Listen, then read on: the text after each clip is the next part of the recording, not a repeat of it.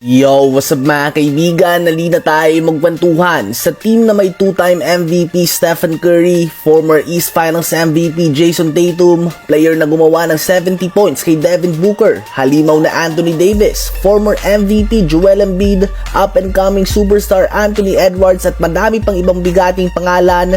Mukhang maliwanag na nga kung sino ang number 1 option ng Team USA. Sa game kanina ay nasagot nga ang tanong na kung sino ba ang titira sa team na ito with the game on the line. Isang sitwasyon na hindi inaasahan ng madami na makikita natin sa star-studded na team na ito ng Amerika, lalo na laban sa South Sudan na lowest ranked basketball team sa 2024 Paris Olympics.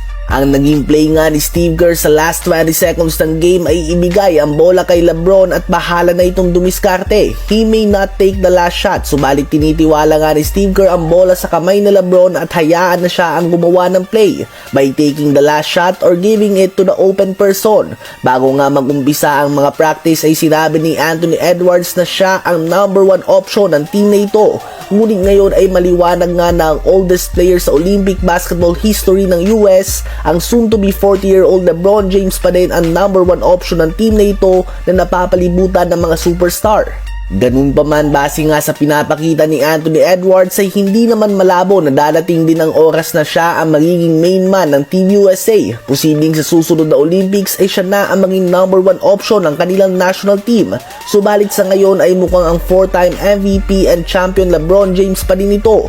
Ganun pa man, ang game na ito ay isang malaking wake-up call nga para sa Team USA na napapalibutan ng NBA players na sanay sa mindset na bawi na lamang sa next game. Sa NBA nga ay mayroong 82 regular season games at playoffs na best of 7 series ang bawat round. Sa 82 games na yan ay may mga games nga kung saan medyo relax sa mga star player at sa playoffs naman ay may pagkakataon ka nga mag-adjust sa mga susunod na game.